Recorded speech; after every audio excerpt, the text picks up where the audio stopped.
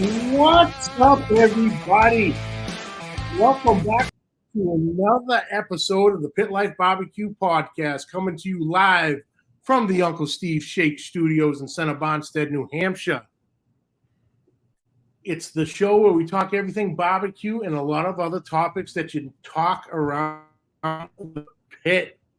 Thank you all for tuning in. You can't start the barbecue week off unless you start on Monday. So here we go, boys and girls. Let's kick it off. Today's episode brought to you by, of course, Uncle Steve Shake. Uncle Steve has 16 amazing flavors from the original, the Gator Shake, the top line, the new Magic Ribs, absolutely crazy, the sauce with no name. Got it right on the first time there. Usually I go with this one. But yeah, sauce with no name. And Steve, he'll give you the shirt off his back. Incredible guy. Great customer service. He wears all the hats. So you want to talk to the president, you're going to talk to Steve. You want to talk to the janitor, you're going to talk to Steve.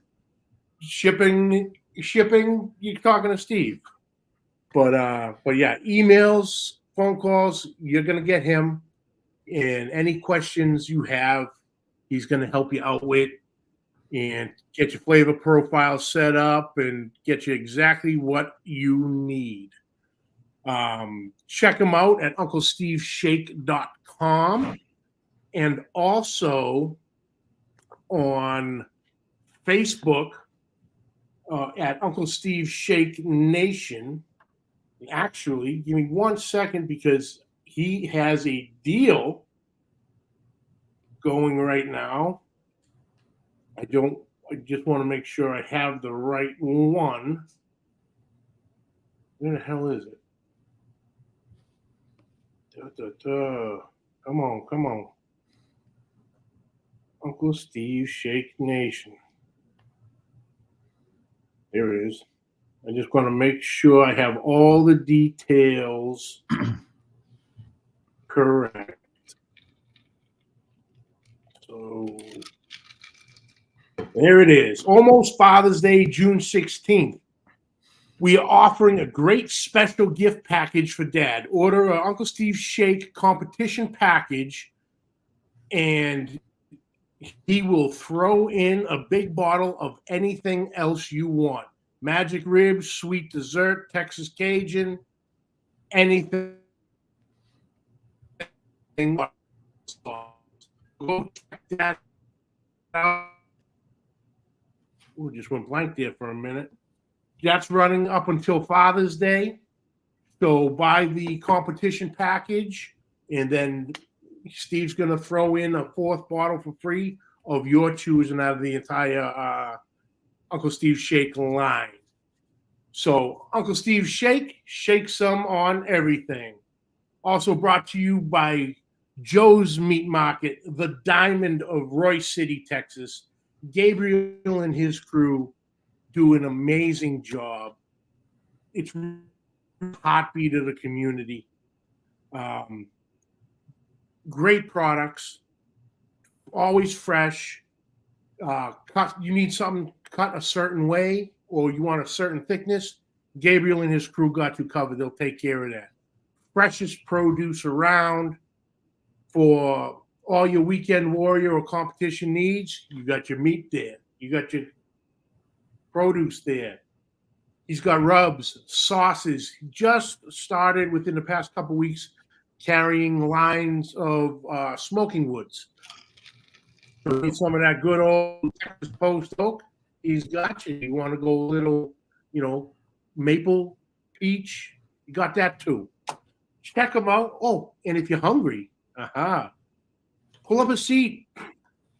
He's got a nice small little menu. Sit there, grab a bite to eat, grab a soda or something. Sit there and talk with the boys.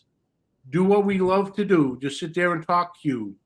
But yeah, check them out next time you're in the Royce City area. Joe's Meat Market. Joe's Meat Market for the win.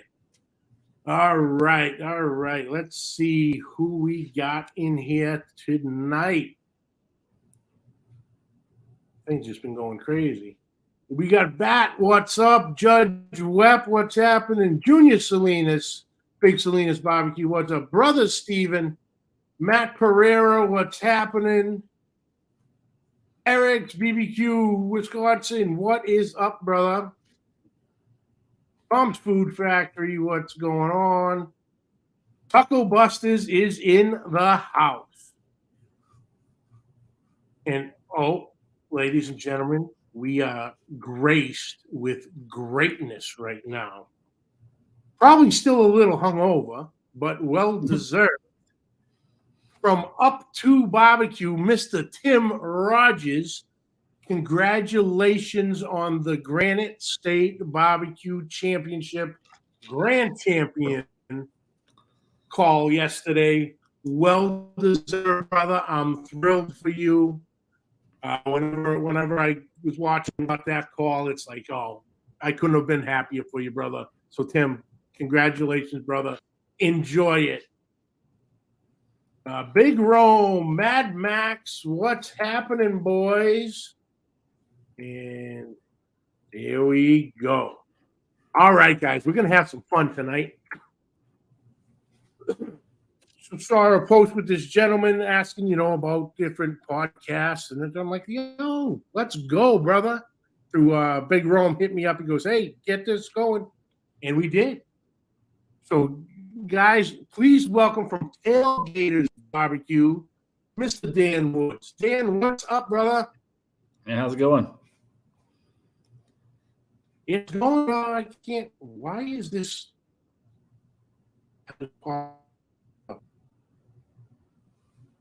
Is the internet being wonky now? There we go. I think we're good. I'm going to stop touching shit. So, Dan, man, thank you so much for taking the time to hop on, and we're going to talk about a little bit of everything, your rubs, your food truck, the whole nine, but we'll get into that. Please tell everybody, who you are, family, all that, what you do, and how your barbecue journey started. So my name's Dan Woods. I'm from Weatherford, Texas, the booming metropolis just outside of DFW. Got into cooking because pretty much all my best memories of life was from cooking, right? So cooking with my grandmother, cooking with my dad when he was cooking briskets for the family reunion, and went to college, was poor. We could buy pre-marinated chicken for $1, cooked chicken. We'd buy 50 pounds so everybody could eat. It just kept growing. I met my wife, and her dad he'd always try to cook barbecue around the pool, and that kind of rekindled my passion for barbecue. So I was like, I think I can do better than this. So he bought me a pit. I say a pit, a little academy backyarder when we bought our house, and started cooking on that. And a little show came out about that same time called Barbecue Pit Masters. And so that kind of turned me on to competitive barbecue. And I was like, I think we could do this. So there it is. Jumped into that game. Last words. Right. Oh, that's exactly how I started mine. Sitting there on the couch, clicking through the channels, and we got a barbecue competition. What is this all about? And it was Pit Masters, and that's exactly what I said. I bet I can do that. Yeah, right. It's history. I can drink beer and cook barbecue. That's right. Yep. It may not be good, but I can do it. Oh man, I tell everybody when the barbecue is free, everybody says you're the best. Oh, 100%, 100%. Till you get in touch with judges, that's when the road. Yeah, right. That's what I tell everybody. Always asks me, like, how do you get into barbecue? And I said, charge somebody first, and then you find out how good you are. Absolutely. But yeah, the famous last words. I apologize for interrupting you. So continue. But yeah, I got 2 kiddos. I got a 4-year-old son and an 8-year-old daughter, and a wife that has put up with my crap for long enough. When I came to her and said, hey, I'm going to quit my job and started a barbecue food trailer. She was pretty supportive. But so backing up a little bit, I was a mechanic. I went to college to be a mechanic, was a mechanic for almost 20 years. And, did the barbecue thing and really got serious about competitive barbecue. And 2019, we made a run for points in KCBS. So we cooked 5. So, they break the points down like 5 or more, or 5 or less cook-offs, 10 or less, 20 or less. And we were second in brisket points in 5 or less cook-offs in 2019. So we did Oklahoma, Kansas, and Texas. Took a first place up in Kansas in brisket, which was pretty cool. That was actually a crazy story. So we jumped in the car, drove to Kansas. My wife was pregnant. My daughter was 3 years old, and we got in about 11 o'clock at night. I mean, it was really close to midnight, and the rep was like, "You sure you're gonna be able to cook this cook-off?" I was like, "Yeah, no problem. It'll be no big deal." So I get up, get the brisket on. I'm sitting there, and these bright lights start shining on me. I was like, "What's going on?" And the rep would come back up there to make sure I woke up to cook. And we ended up taking first. I knew it. Like he was calling awards, and I saw him smile when it came to first place brisket. I was like, "We won this thing. I know we did." Sure enough, first place brisket in Kansas. So was that the first ever competition? Nope, that was later on in life. So my very first cook-off was at the Bass Pro Shop. They had a Cooking for Kids, I think is what it was called, and it was a fundraiser for a kids camp. And we borrowed every single backyard smoker we could get, and you had to cook People's Choice. Then there was like margaritas and Bloody Mary, all the things, right? So we had big hopes and cooked all this meat. Did I think we cooked like 5 briskets and 10 whole chickens and 15 racks of ribs, and did the People's Choice. And awards came. We took first in margarita, second in Bloody Mary, and nothing in meat. So like, at least we know how to drink. But I learned a lot, right? So that was kind of like the lit the fire in me that I can do better than this. And then so I learned about KCBS, and which was not huge in Texas at the time. I mean, there wasn't a ton of KCBS cook-offs then. And we started doing that, and then got a little bit better. Then they came out with the Sam's cook-offs where you could do, it was like a tournament style. And that's my first KCBS call, was at a Sam's cook-off. I took third in chicken and just kept growing. And, it got to the point where it was unusual not to get a call, right? So we GC'd a few smaller cook-offs, but, we were always there in the top 15. And 2019 was really the year that we were kind of kicking hard and really like trying. I think we cooked like 15 cook-offs that year. If you're in Texas, there's like 5 sanctioning bodies, right? So there's KCBS, there's Lone Star, there's IBCA, and you can cook steak, SCA. So we were kind of bouncing around doing all the ones that we could get to, and then drive to ones that mattered, chasing points. But that's when I think we'd have shot, if we'd have, instead of opening up the trailer in 2020, if we'd have made a shot at another run, I think we would have done really well. But COVID hit, so that kind of changed everything for everybody. But yeah, so we bought. Yeah, that's when we decided. Me and my brother were running the roads, and that's when we decided, hey, why don't we make a run at this catering thing? It actually pays money, right? So we started doing catering, and that's when the whole barbecue trailer thing started happening. Nice. So what year was the catering truck come in? So we bought the truck in 2019, right in the middle of, it was like August of 2019. So there's a big barbecue place in Fort Worth called Panther City Barbecue. Mm-hmm. And me and my brother had been looking for trailers, and I saw them post, hey, we're going to sell our trailer, which before it was Panther City was Heim Barbecue. So, I mean, that's 2 huge names in Texas barbecue. And so I told my brothers, like, we need to buy this trailer. So I messaged them and said, hey, let's, we want to buy this trailer. I said, well, unfortunately, somebody's already spoken for it. So I was like, all right, of course, right? This is a Friday. So I said, well, if something happens, let me know, right? My brother goes down to Austin city limits, and I'm at home. Late Friday night, I get a text that says, "Hey, trailer fell through. You want it?" I was like, "Man, if you can just hold it till my brother gets back in town, like I promise we'll buy it." He's like, "Well, I've been hanging on to it all this time. I don't really want to hang on to it." I was like, "I'll tell you what, I'll be there middle of the night to look at it tonight, like Saturday morning. I'll come, show you that I'm serious." So like 4 o'clock in the morning, I'm getting up, putting my clothes on, and my daughter wakes up. So I threw her in the truck with me. We drove to Fort Worth and showed them that we were ready. We looked at it and said, "Hey, we want it," So that Monday morning, we went and picked it up. Oh, nice. So it was meant to be. It was a things work out. Yeah, definitely. So I'm glad it did. And what's cool about the trailer, it's got so much history. I mean, Heim's a top 50 barbecue joint.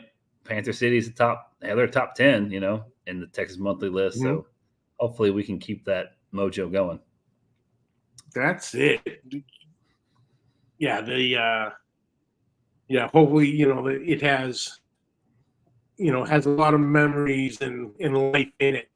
So squeeze a little bit of that into everything you got going on. So that's awesome. So somehow I missed it. The comp team. When did you start that? So we started the comp team in 2013. Was the very first year we cooked a cook-off, and we actually weren't even called Tailgaters BBQ at this point. We were called the Smoking Texans. My wife and brother-in-law and sister all went to Texas Tech, right? So we played off of that. We were called the Smoking Texans, but nobody got it, right? It was like nobody understood what it meant. We spelt it Tecans, and everybody's like, "What does that mean?" Yeah, right. So it bothered me. So laying in bed one night, I came up with Tailgaters BBQ. All right. Nothing we like better than a good tailgate. You know that. Exactly, right? So that's what we're all about. So it's about having fun, and it goes back to, barbecue is about the good memories. Like anytime you're barbecuing, it's good memories usually. Oh, absolutely. When I was a mechanic, people didn't like to see me, but now that I'm a barbecue, people like to see me. Oh yeah, absolutely. You got no problem. They got no problem reaching in the pocket now. For sure. To get the food back. Oh, that's funny. That's funny. All right, so 2013. So yeah, 11 years competing. We still cook a couple a year. We cooked one this year that was huge. So my city puts on a cook-off now, and it was like 120 teams there this year. It was a huge state championship. Oh, wow. And this first year we've cooked CBA, I was super impressed with CBA. Really cool experience. I was going to ask you about CBA if you cooked any of those. That was my first one. Because we're having the first sanctioned CBA contest up in New England, 4th of July weekend. So we've pulled CBA all the way up to New England now. So we're gonna. So I'm going down for that, and checking it out. And everybody I talk to says it's great, it's different, but most of all, it's fun. The way they have it set up, with the walk-up music, the hour in between the turn-ins, you get a little bit more of the cushion there instead of, KCBS, bang, bang, bang, bang. As soon as you walk back, you need to get it done to get back, hitting the road to get back to the turn-in tent. So that's CBAs are good. CBAs are good. Let's see. Smoking with Papa Barbecue. What you may not know about Dan, he is a great mentor. He has really helped our business. Thank you, Dan. Care to elaborate on that? So yeah, he's also a barbecue trailer in our area. And when he started coming up, you can't take every job, right? So I try to keep a few of my guys in my back pocket that I can kind of give away their information to get them. We're all trying to do the same thing. We're trying to feed our family, right? Oh yeah. So we definitely try to throw people any job we can give them, and if they have a question that we can answer, we try to help them out, man. I mean, I learned the hard way. So something about our barbecue trailer took me 7 months to get a permit through my city, right? So I knew all the ins and outs by the time I had opened. So people can come to me and ask me. They kind of streamline it a little faster than what I had to do. Oh, that, and that's what it's all about.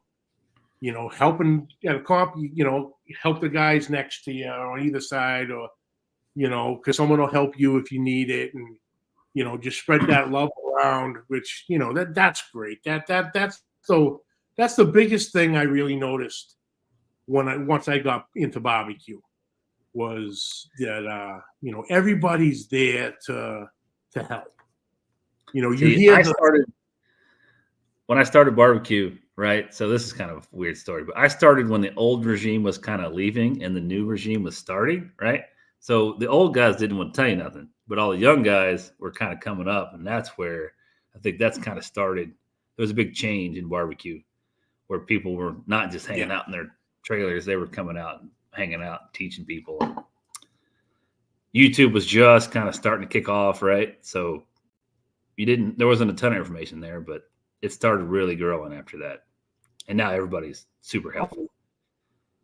So I got to see kind of some of the old people too. That's why I think I'm so open, is because I think I cooked an entire year barbecue before somebody actually talked to me to cook all. Which is crazy now because everybody's so open, right? It was just a different time.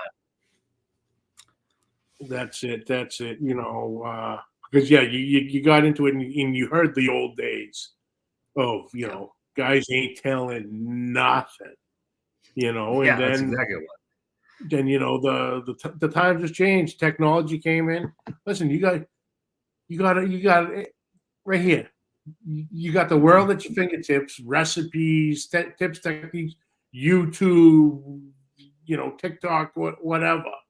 With the how to do it, and the uptick in the barbecue classes. Between the regular ones and then the Barbecue Champs Academy series, Mm-hmm. You can get all those. There's so much information out there. You can get whatever you want with ease nowadays. Lance, what's up, brother? Josh, Skinner Farms, what's happened? Simon, what's going on, brother? Thanks for tuning in. But yeah, the information out there is flowing free these days. There might be a little thing here or there, What I always say I think teaching you what they did last year. Oh yeah, it was funny. Robert Smith from First Class Barbecue. He I just saw him up in Fargo. Yeah, he calls it building an engine. What's he doing? He goes, I got to build another engine. He goes, why? He goes, what does that mean? He goes, I do the classes and I teach you everything I know. Once these guys who take the class stop beating me with my own shit, I got to build another engine. And he just goes and goes and just keeps evolving. And then the very best one I heard was I think it was Heath Riles. He goes, I'm going to tell you everything I know. You still got to cook it. Oh yeah, sure. You're not going to cook it like I cook it. No, and you're not even going to follow the recipe. The whole thing, follow it. I'll give it to you, ABC, right down the line. You follow it exactly, and I'll follow it. You just got to know it all works, and you feel your times. And he goes, "I'll teach you it. You still got to pull it off." Sure. So that's me. And there's Uncle Steve. What's up, brother?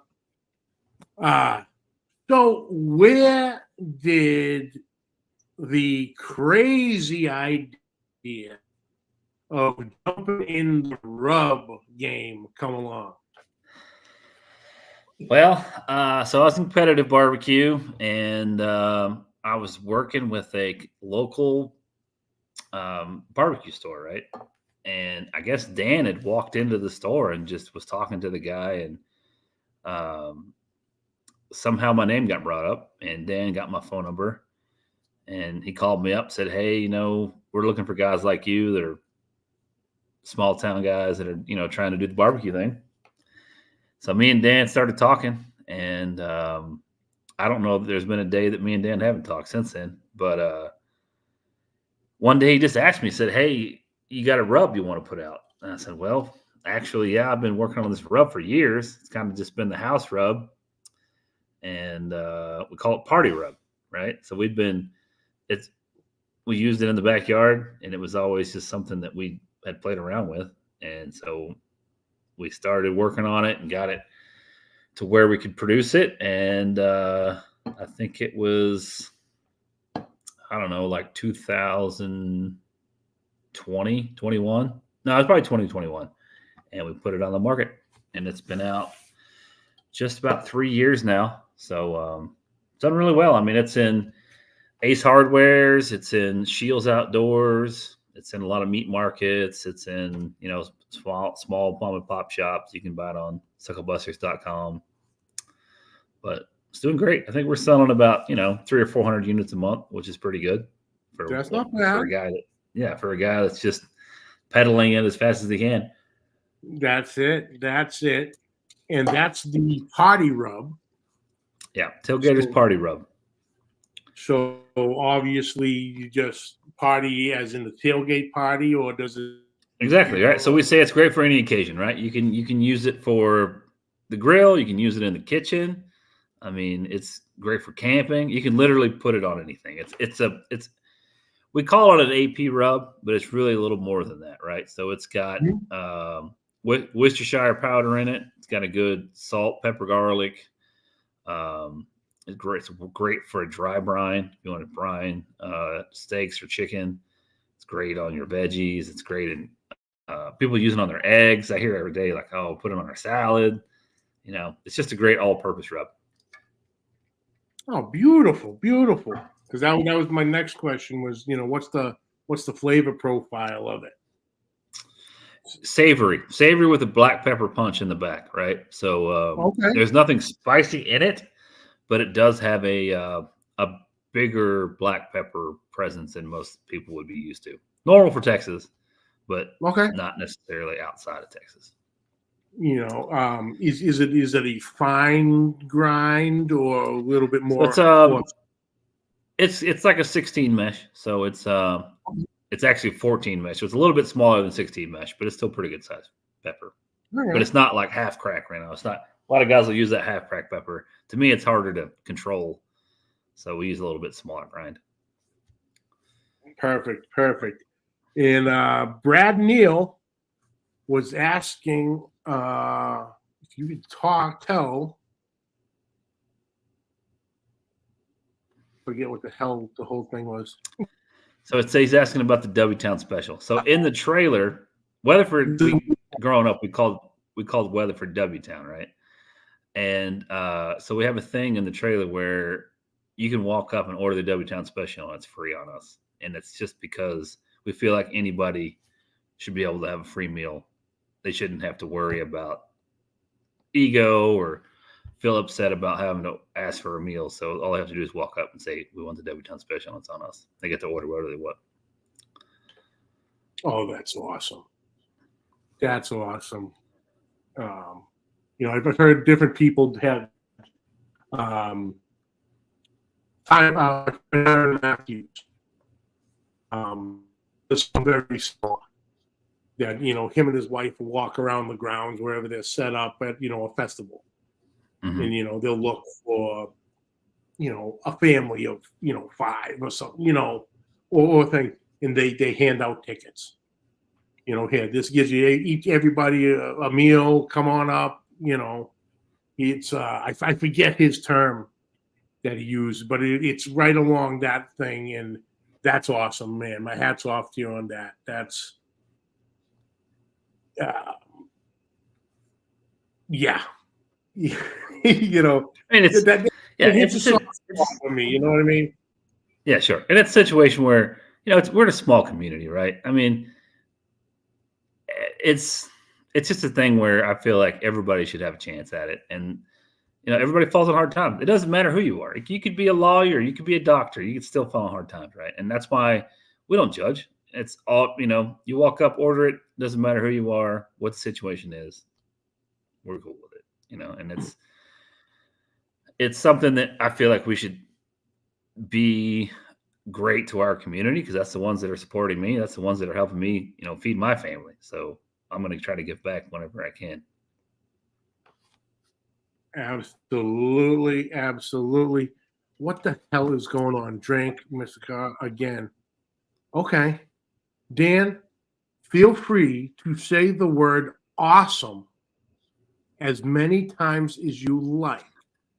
That we will put this big boy, this corn-fed brother of ours up in Iowa, Daddy Dutch, we'll put him on his ass tonight. He has made a drinking game out of my show of every time I say awesome, he has to drink. That's awesome. I think he's used you. I think he's personally awesome whatever. I think it's awesome he's using me as an scapegoat to drink. So I will take that hands down. And there's Mr. Arnold. Dan, what's up, brother? Awesome. Awesome. Yeah, awesome. Awesome all in the chat. Absolutely. That counts too, whether he wants to admit it or not. So the food truck. Obviously we're going on 4 years with the food truck. Yes, sir. Food truck started. We bought it in 2019. Went to a cook-off and they said, "Hey, do you mind feeding the public, feeding these people?" Right? And we're like, "Sure." So we're sitting there getting ready for the day, and my mom runs a nursing home in our town, and she gets a phone call and says, "Hey, I gotta go. They're shutting everything down," and a little something called COVID hit out of our very first event, right? So they pretty much shut America down that weekend that we were on our very first cook-off with the trailer. So we kind of were like, now what are we going to do, right? Like, we bought this trailer with all these dreams, and they've shut down America, basically. So we started vac sealing meat, right? So every Monday, we'd open up online ordering, and you could order like a pound of brisket or a rack of ribs or whatever, and then we'd vac seal it, and you could pick it up on Saturday. And we started doing that, and I still have a full-time job at this point, right? I'm still a mechanic. And so we're doing that every Saturday, and about once every 3 or 4 weeks, the city would call me and be like, "Hey, you can't park in the grass anymore," right? So we'd move to a different spot, and they'd call about 3 or 4 weeks later and say, "Hey, you can't park there because so-and-so says they don't want you there." We're like, "All right, fine." So we'd move to another spot, and we get a call and they say, "Hey, well, we hear you're moving around and your permit doesn't allow for you to move around." We're like, "All right." You know what I mean? So we started opening up at these bars, right? So we found out like use like the bar's food license and park in bars. So we would park on the corner. We'd park on the street at this bar, and we'd serve like brunch. So we'd serve like barbecue brunch or whatever. And we were still doing vac-sealed meats or whatever. And so that went along for a few weeks, and we get a phone call, and a bar across the street had been trying to open, but the city wouldn't call them back. So they got mad and called in on us. And the city calls and is like, "Hey, you can't set up there anymore. Whatever. You can't park on the street." All right. So we ended up doing this. The bar that we're at now called us and said, "Hey, we want to have a 5-year reunion. Where it's our 5-year anniversary. Do you mind parking in our parking lot?" So we did that. And this whole time I'm calling city council members. I'm going to meetings. I'm talking to the mayor. I'm doing all this stuff. And I get a phone call one night that said, "Hey, you need to meet this guy tonight. He's got something to tell you." So we go down to this little bar called Shep's in Weatherford, and he's on the planning and zoning committee. And he said, "Hey, in the morning, take this paper, go get your permit. We're going to allow you to have a permit finally." So I was permit number 1 in Weatherford for food trucks. Oh, there you go. All right. And so then, yeah, so that happened, and all the bars were closed because of COVID, right? Yeah. So the local bar calls me and says, "Hey, we're going to reopen as a restaurant, but we need more food sales. Do you want to open up your trailer in a parking lot?" So I went home and told my wife. I said, "Hey, I think I'm going to quit my job and go start this food trailer." And she said, "Go for it."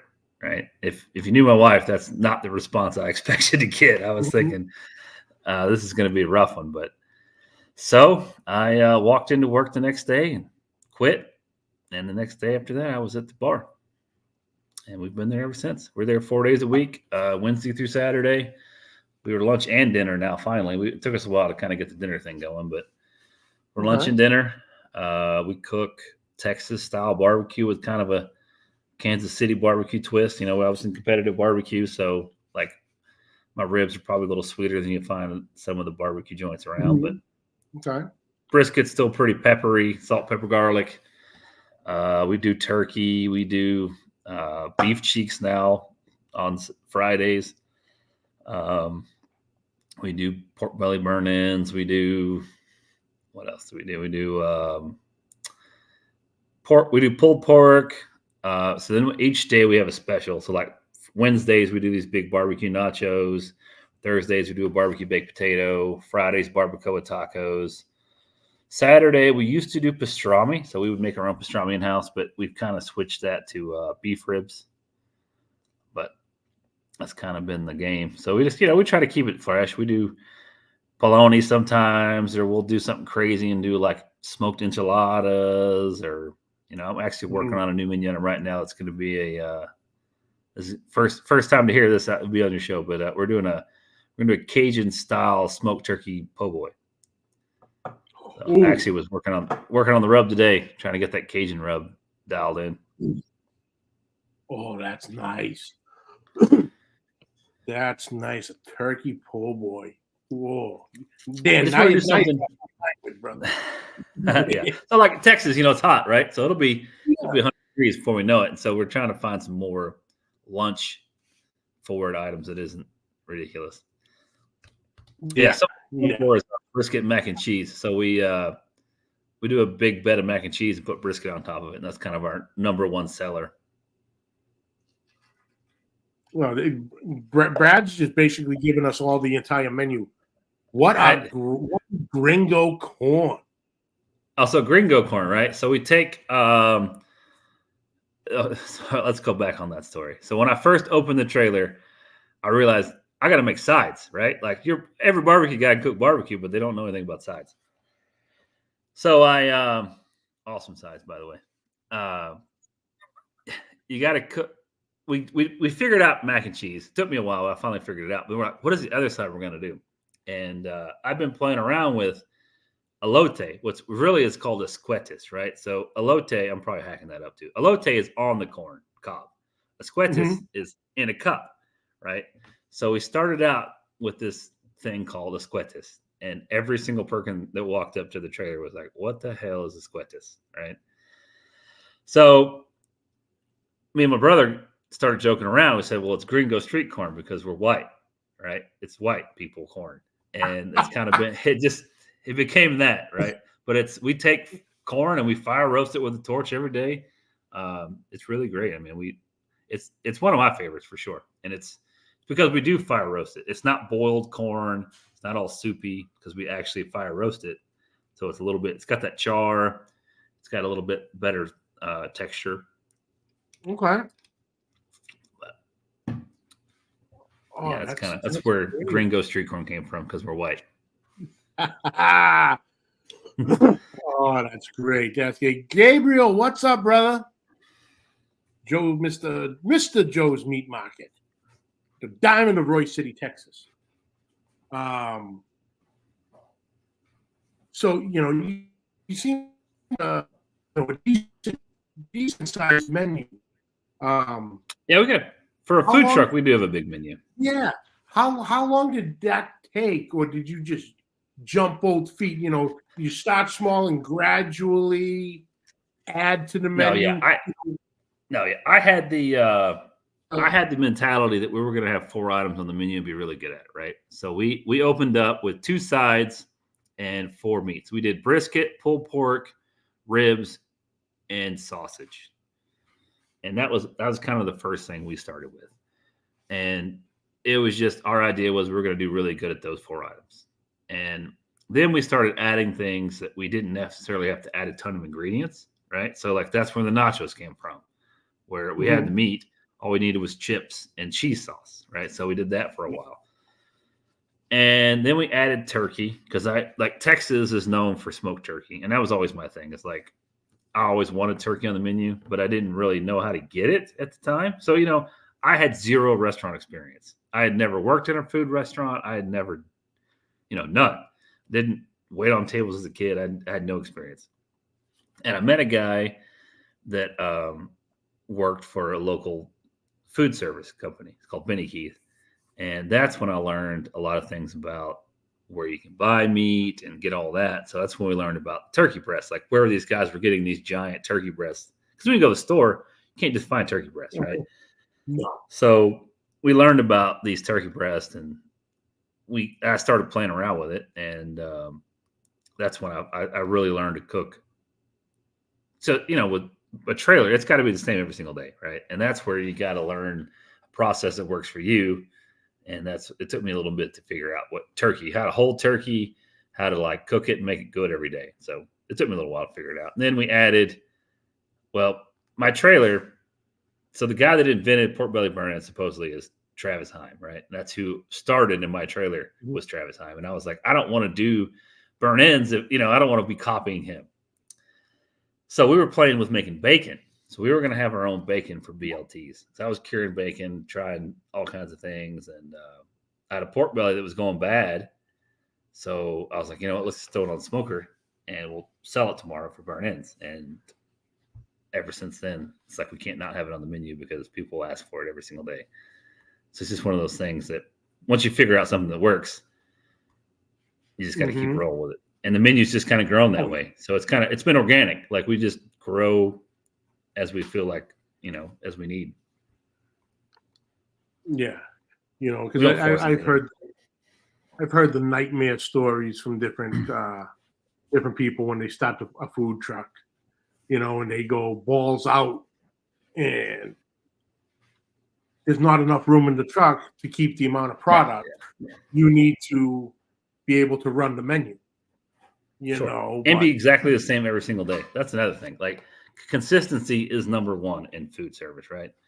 So like this is something I try to harp to my employees is like, don't play with anything. The people that come want it the same way they got it yesterday, right? So like it may be boring, but it's got to be exactly the same every day. It's Uncle Steve said it last night. He was on with Lance and George on their show Sunday night, and he said it was what was it called? The the McDonald's theory. Oh yeah, 100%. No matter what McDonald's you go to, it's going to be the same. You're going to get that, a double cheese is going to be the same as in New Hampshire, as it is in Weatherford, as it is in San Francisco, as it is in Alberta, Canada. It's going to be the same. And the consistency is really is the key. As simple as it sounds, and like you said, you wanted to start out with 4 items, and you wanted it to be perfect every single time, and it went from there. So yeah, that's exactly the McDonald's effect. That's what it was called. I agree with that 100%. And that's, I every day I do the exact same thing. Like I trim my briskets the same, I season them the same, I put them on at the same time. There's obviously variables. If it's raining or the wood's not as seasoned as it should be, or briskets are bigger than they usually are, or they're smaller than they usually are. Whatever, there's obviously a million variables, but you try to be as consistent as you can be every single day. So I buy the same briskets every week. I buy a good stock. So if you've ever heard of Nolan Ryan beef, it's big down here in Texas. Yeah. They have a line called Good Stock, and I love them. I mean, it's the briskets are always trimmed very similar. It's a good quality brisket, and they're good to me. I call them, have a problem, they take care of me. So I use Good Stock briskets every week, and it's I don't want to switch. I know a lot of guys that'll bounce around and say, "Hey, I'm going to cook Wagyu this week and choice the next and prime this week." We just consistently try to cook a good brisket, and I feel like when you use the same meat every week, you get better cooking it. You kind of know what it's going to do, and it's just part of it. Oh, 100%. 100%. All right. So with the food truck, there's got to be some wild stories here and there of, mishaps in the trailer, certain patrons who we got some characters for sure. What do you got on a couple of those? All right, let's start with stories that have happened in the trailer, right? Like trailer stories. So one of the worst ones was me and my brother. This is early on, and we're headed to an event on a Saturday morning, and red light, right? And it was one of those red lights like you couldn't run through it, right? So he gets down on the brakes, and we get to the event, and we're like a little bit late, not like super late, but like late enough that people are kind of lining up. And I open the back door, and the warmer's laying in the floor, like it had like ripped off the wall and was laying in the floor, right? And so I just shut the door because there's all these people around, and I'm like, I don't even, what are we gonna do, right? So we have another door that's on the other side, so I go around to the other door, go in there. I'm like, what can we salvage out of this, right? This is a disaster. And luckily, other than some sides, everything was pretty secure. But we're like, how are we going to pick this thing up out of the floor? This is a huge warming cabinet in a trailer that's not very big as it is, right? So it was definitely an experience to get it up out of the floor for sure. That's happened a couple times now. We've had a few of those. But what happens is that the screws, so we have it ratchet strapped to the wall on these D-rings. Yeah. Well, the screws will back out of the D-ring, and then it'll end up ripping it out of the wall. That was a pretty bad night. And then another time we were headed to this huge catering. So it was one of those days where we'd overbooked ourselves. So I think we had 4 events that day. And we had a little break between the last event and then the evening last event. And so we went back and we were getting ready for it. They wanted nachos and a bunch of stuff. And I said, okay, get all these nacho cheese ready in pans and just put them in the warmer.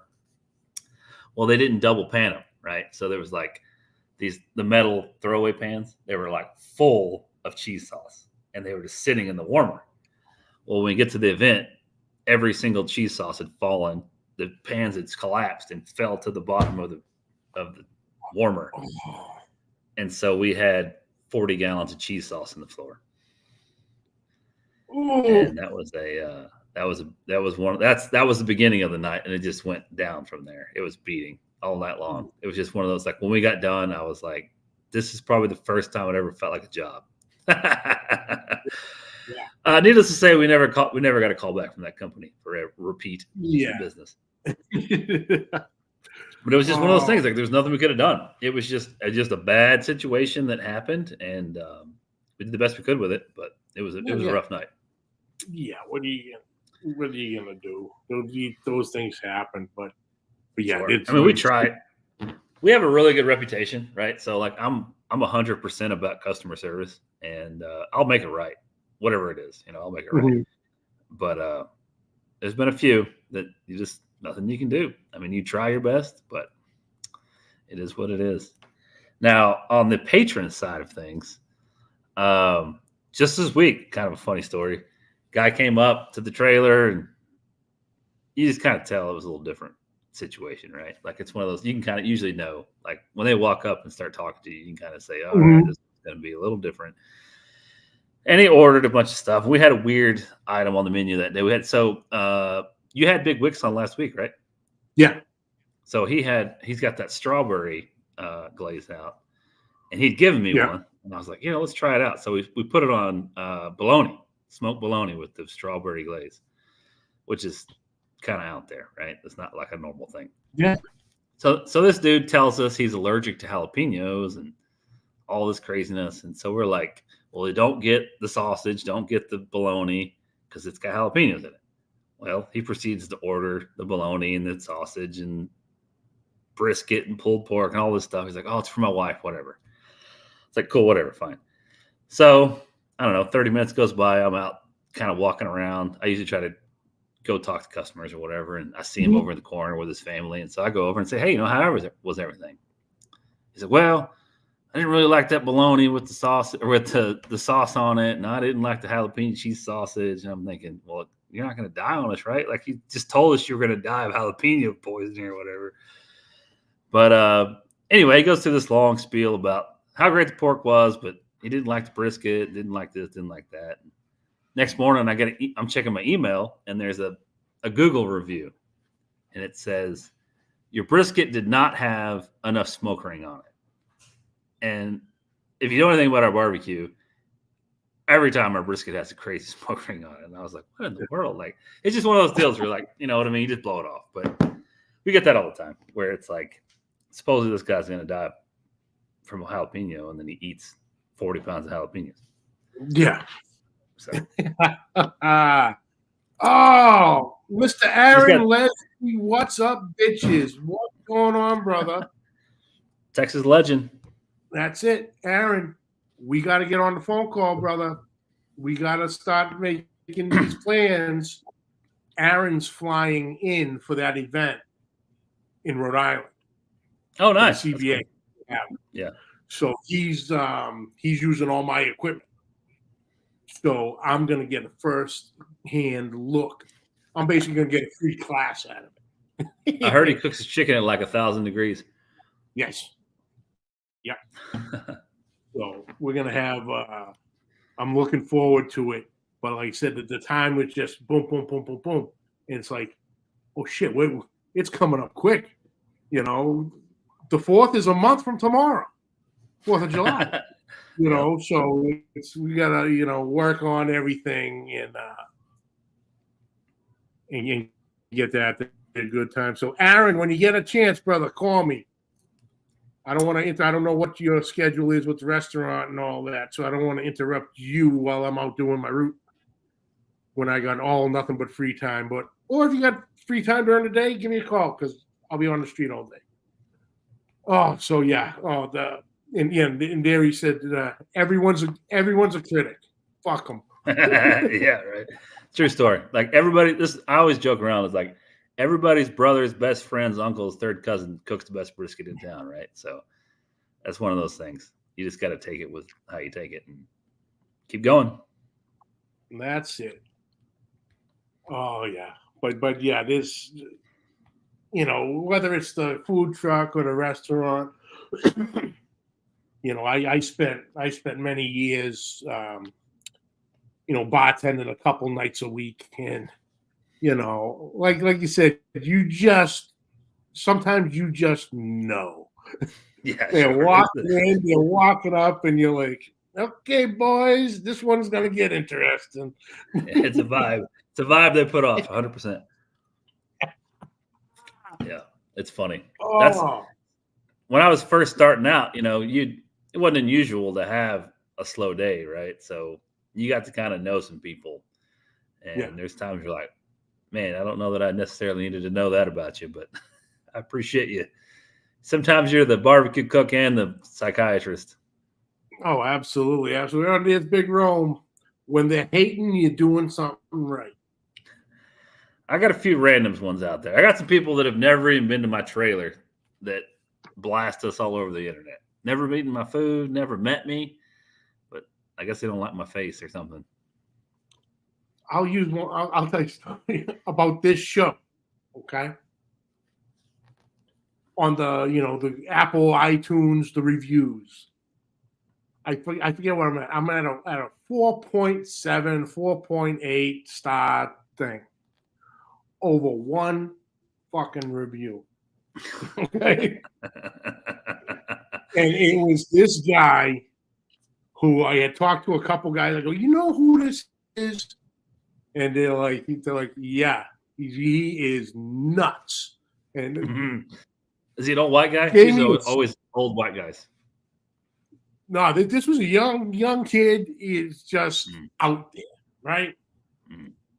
And he just goes, and then he winds up messaging me. I'm like, all right, you want to play this game, son? What's up with the review? It's a goddamn podcast. It's not like I gave you food poisoning. The brisket wasn't cold. The chicken was too hot. Nothing. Yeah. What is your issue with me? Because he kept posting shit, right? Well, you didn't invite me to the group. Oh, good Lord. Excuse me? I go, invite you to what group?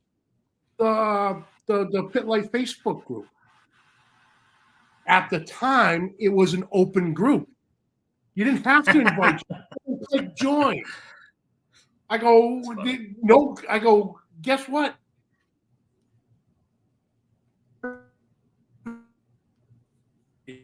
It's not anything. All you have to do is sign up yes, or click like, or whatever the hell. My buddy at the time was going, he goes, I fucking told you. I told you. He's out of the street. I'm like, oh, whatever. But yeah, it's just, you can, you can see someone coming a mile away. But, that's funny. Yeah. Cheese sauce. I can't even imagine what that would look like in the back of the trailer.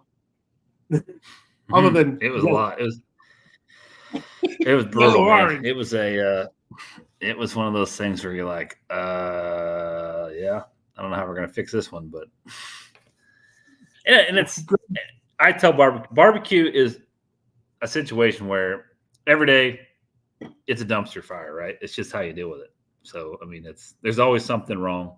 And the days that aren't something wrong, you're waiting for that hammer to fall. Like you're just when it felt like everything went really smooth, you're like, oh God, like is the trailer gonna have a blowout on the way there, or we're gonna, I mean, you're like waiting for that next thing to happen. Yep. Greg Pino, what's up, brother? And Big Rome. I love A1 sauce on my steak. Rome. Oh yeah. There's no wrong way. There's no right way. If you like it, hey, that's growing fine. Growing up, I had to have Heinz 57 with everything. Mm-hmm.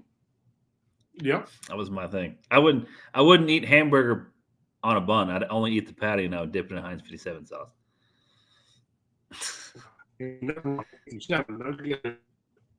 But I got no problem. Depending on where a chain restaurant I'm ordering steak, yeah, I'm using the sauce. Because they can never. First off, they don't like cooking medium rare. They don't like doing it. Mm-hmm. It never comes that way. So you're gonna go medium. Well, that's the problem right there. Because medium is already a step ahead. So yeah, bring that sauce over and keep it going. Absolutely. Steaks are so thin and dry. Rome, like I said, my mom did all the cooking. And my mother was a hell of a cook. My mother could not fucking cook a steak to save life. So, and we didn't even have one or the 57. We were straight ketchup, baby. On those hockey pucks she was calling steaks. Oh man. But speaking of seasonings, Dan, you had mentioned possibly doing a few giveaways for tonight. So thank you so much. And what do you say we're going to do 3 of them? 2 party Yeah, we'll rubs. do. And then Suckerbuster's got a new sweet rub out called Meat Candy, so we'll do one of those as well. Okay. So 2 party rubs, 1 meat candy. So let's start with party rub number 1. And all right, we're going to dig deep here, folks, to see how good y'all were paying attention. Dan's tell the first person in the chat to put the correct answer of Dan's first cook-off location. What place was he at for that first location of his first cook-off? Go ahead, folks. Take your time. We'll wait. It was not Weatherford, I can tell you that. Not Weatherford, not W-Town. Brad Neal. Yep, there you go. Bass Pro Shop. All right. Brad got the first one. Something says, Brad, probably doesn't even have to mail this to you. Right? Yeah, it ain't far. I could probably throw it to him.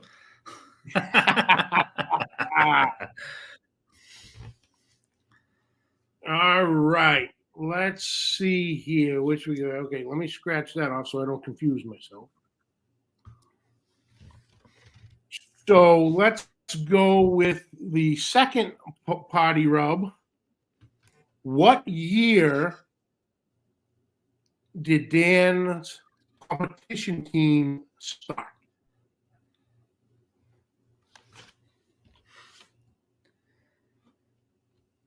Back when Jesus was a baby. Bass Pro Shop one. Yep.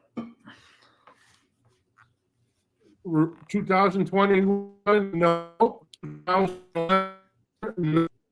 Tommy Taylor, 2013. In 2003, I was still in high school. Do you know Tommy Taylor? I do. Okay, we're 2 for 2 here. You guys are making my thing. Making this. All right. So for the final one, the Sucklebusters Meat Candy. Let's see here. Damn it, where'd it go?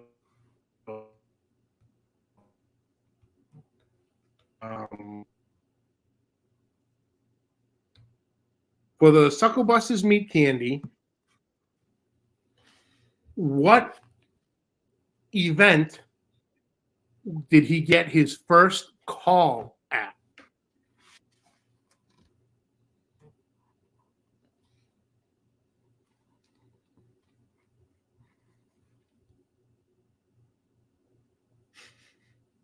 I wish they still had those cook-offs, honestly. Those were my favorite.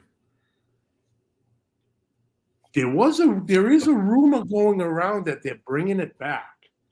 That would be legit. That'd be awesome. I would definitely bring me out of retirement. Play Mansion at the There bar. you go, Daddy Dutch. Daddy Dutch, Sam's. Tell you what, I'll send him a party rub and a meat candy. Party rub. Ooh, double dip. Awesome. All right. I have his information, so I'll get that over to you. Cool. I'm surprised he was able to come up with it. He should be absolutely plastered by now.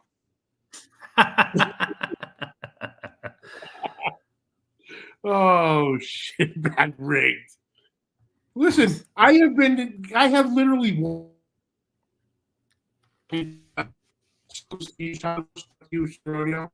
This man literally knows what he's watching. I've seen it first, and he's sicker than I am. But awesome. So congratulations, Brad, Tommy, and Dutch, on all of that. So Dan, like I said, thank you so much for the time. This was great talking to you and learning about everything. What are some of the locations you're at? Your rubs are at, so, and a website or whatever, or the different stores in the area. Yeah, so you can order from sucklebusters.com. Our party rub is on there along with all the other rubs. Most Shields Outdoors carries it. We actually just got done doing a big event with them up in Fargo, and we're seeing most of that. Most of the stores picked that up. Any Ace Hardware store can order it. We're on what's called AceNet. So any of your local stores, you would just tell them, hey, will you bring in Tailgaters Party Rub? They will bring it in for you. And then we got a lot of just mom and pop butcher shop style stores that also carry. One of our biggest stores is in Idaho, crazy enough. It's a big Ace Hardware supermarket type store, and they're one of our biggest sellers. Yeah. So it's been pretty cool. Like it's cool to see guys, like in Idaho or all over. Like when we're up in Fargo, we get to talk to all the different stores, and it's great to hear guys talk about using our rub. And that rub it just started in my backyard, right? So it's crazy to hear somebody that's 1,600 miles away that's using it and loves it. Yeah, it's definitely a great feeling for sure. And same on my end. It's when I get some of these information on the thing of like where some people are listening from, or I'll get a message. It was like the first week was a Tuesday, or it was a Thursday night, and that following Monday I get a message from a guy in Oli in Australia. It's like, holy shit. Wait a minute. Right. And then then you just see the stuff keep coming in. It's like, holy cow, and it's like awesome. We just picked up Norway, so we got rub in Norway now, which is cool. Oh, that's awesome. Yeah. What am I getting blamed for? Oh, I'll blame Mags for tomorrow's hangover. You're welcome. Brad, thank you so much. Great podcast. First time listener will listen more. Thank you so much, brother. I appreciate it. Quentin, you're right. Suckle Busters marinades are really good, and let me tell you, and I swear by it. The chili, all-in-one chili seasoning he has, the competition chili packet. Yep. Oh my God, it is fantastic. I every time I go to one of my local hardware stores, they've been carrying the Suckle Busters line for at least a couple years now, and I wipe them out of the chili packet, seasoning packets every time. Every time I go in there, there's 3. They're all coming with me. It's awesome. It's awesome. The Suckle Buster line is incredible. Been using those for 18, 19, 16. So great stuff.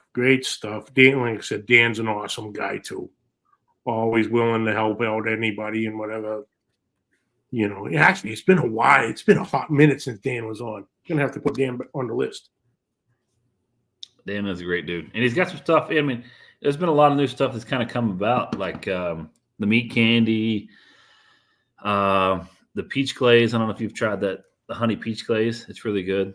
No, it's great. We use it in the trailer actually. So our pork belly burnt ends are glazed with the honey peach glaze. Yeah, the hog waller is my all-time favorite. See, I like the honey. So, Yeah. so a little inside story on Sucker Buster. I said this about 50 times at the Shields training, but so there's Hogwaller, there's Clucker Dust, and there's Honey rub, right? So they're all kind of based off the same rub. So Hogwaller being like the center rub, right? Clucker Dust is Hogwaller, add Chipotle. And Honey Rub is Hogwaller, add honey. And so, like, it's crazy, but it's great. I mean, it makes great combos. A lot of people don't know that. No, yeah. You get that one base and you can spin it off of, that's one of the things I've learned from Uncle Steve is, he's got 3 bases, all branch out, little of this, little of that, turned into 16 products off of, the original 3. But man, Dan, thank you. Like I said, thank you so much, brother. I appreciate you taking the time. It was great learning about everything, and best of luck with the food truck, man. Tell your brother-in-law to lay off the brakes. It's my brother, not my brother-in-law. Lay off the gas. Brother and brother and partner. Before you do an extra couple little ratchets. Yeah, no doubt. But yeah, thanks for all the info, stories, man, and we'll do this again sometime down the line, brother. Sounds great. Thank you. Awesome, brother. Hang on 1 second. I'll jump right back in with you. Okay. Well, that's it for this week, folks. Thank you so much for tuning in. Catch the show on replay on Facebook and YouTube. All the audio on all your podcast platforms, iTunes, Spotify, all those there. Questions and comments, please send them to pitlifebbqpodcast@gmail.com. And like always, please share. And until keep